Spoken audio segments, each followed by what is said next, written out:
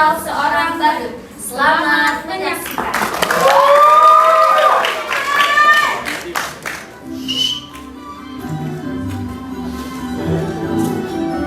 Halo teman-teman.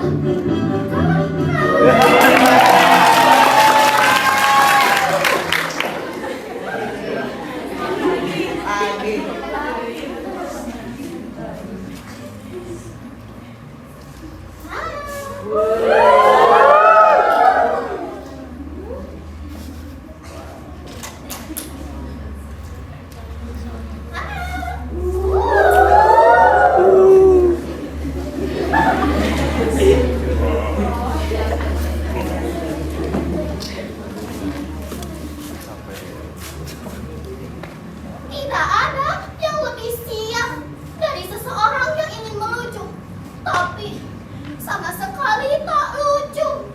Jangankan membuat orang tertawa, saya sendiri tak tertawa. Mungkin kalian menyangka menjadi badut adalah pekerjaan yang mudah.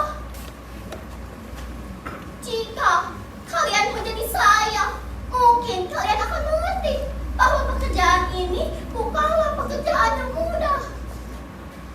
Apalagi jika kalian lagi galau dan tak ingin tertawa.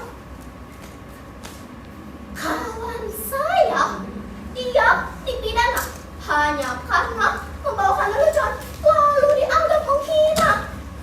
Padahal dia hanya bercerita tentang seseorang yang naik ke atas pohon kelapa pada jam 10 pagi.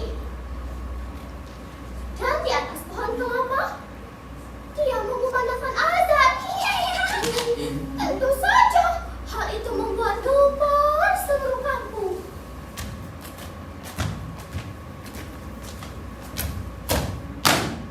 Orang-orang berdatangan, lalu menghujatnya.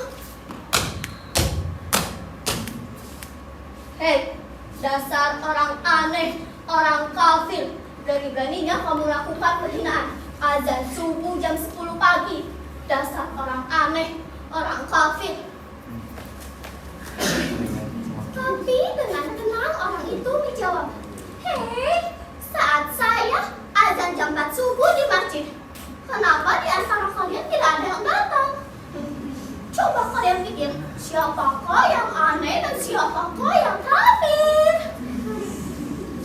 Hanya karena berbeda menjadi permusuhan.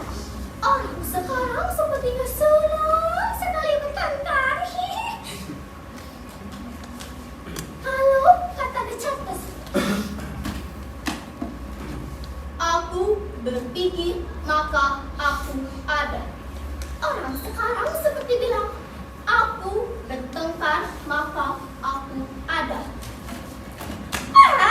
Pertengkaran menjadi komoditi, diperjualbelikan bahkan seringkali diberi pembenaran atas nama keyakinan. Ayat-ayat digunakan untuk kepentingan kekuasaan. Saya menjadi badut meneruskan ayah saya. Dulu ayah saya seorang badut. Karena ayah saya seorang badut, saya pun menjadi badut. Sekarang kan sedang tren, anaknya meneruskan orang tuanya. Kalau bapaknya jadi presiden, anaknya pengen jadi presiden. Tidak, anaknya pengen jadi gubernur. Ada yang pengen jadi wali kota. Sudah. Jangan ngomong lantur. Nanti malah saya yang ditangkap.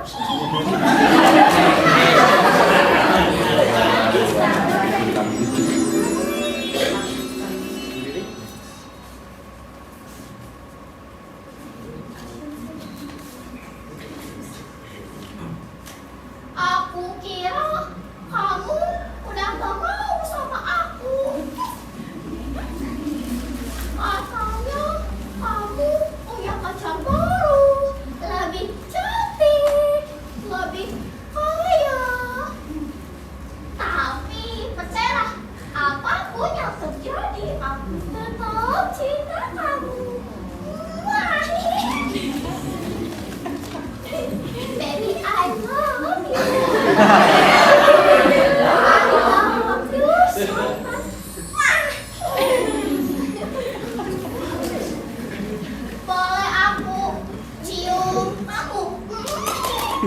Boleh aku peluk kamu?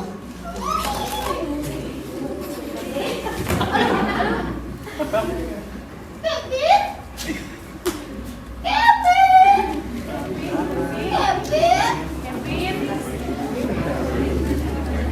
Di mana pacar saya?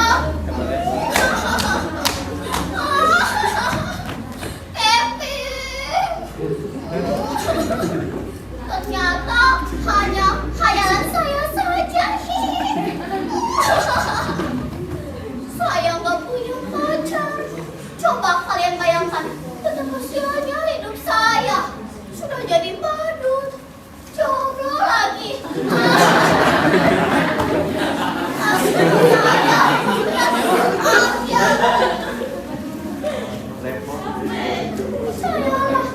Jadi badut itu berat.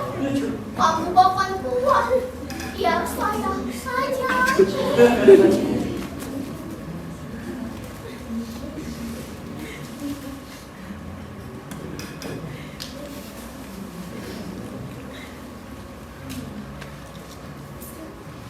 Mengapa kalian menatap saya seperti itu? Apakah ada yang aneh dengan penampilan saya? Sudah saya katakan, saya ini orang sial. Nasib saya memang aneh. Nasib selalu punya kejutan yang tak pernah saya duga. Sekarang kalian lihat, penampilan saya begitu keren, bukan? Tapi saya tetap seorang badut. Sama sekali tak pernah memimpikan ini. Barangkali inilah takdir saya. Suatu hari, saya diminta untuk mengisi hiburan acara kampanye partai. Menurut saya, penampilan saya biasa saja, sama sekali tak lucu. Tapi entah kenapa, semua orang yang hadir tertawa melihat saya. Bahkan saat saya membayangkan bokong saya, semua orang tertawa. Dan saat saya berdiri diam, semua orang semakin tertawa terbahak-bahak. Mereka terhibur dengan penampilan saya yang begitu bodoh. Sungguh, saya tak pernah merasa sebodoh saat itu. Lalu, pimpinan partai itu datang menghampiri saya. Ia menjabat tangan saya dan memuji-muji saya. Dia berkata, sekarang seorang pemimpin tidak perlu pintar dan cerdas. Yang penting disukai banyak orang. Demokrasi seorang pemimpin bukan lantaran kecerdasannya, tetapi karena kemampuan disukai banyak orang. Semakin kamu disukai banyak orang, semakin kamu menjadi seorang pemimpin. Lalu saya didandani neci seperti ini dan didaftarkan ikut pilkada.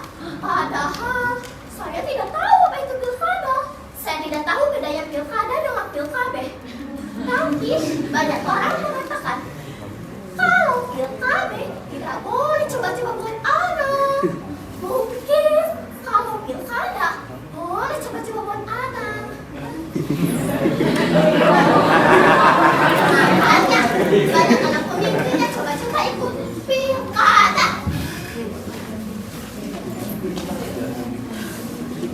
Sungguh, saya tidak tahu mengapa mereka memilih saya ikut pilkada. Padahal ijazah pun saya tak punya. Tapi mereka bilang, tenang saja, ijazah bisa dipalsukan. Jangankan ijazah, kebenaran pun bisa dipalsukan. Itu saja kolektor.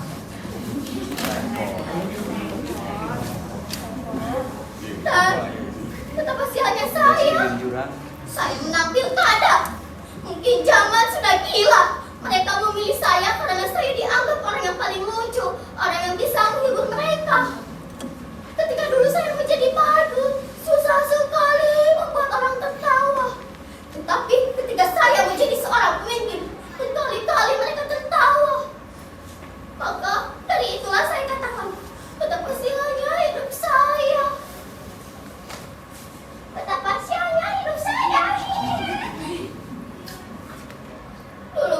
Aduh,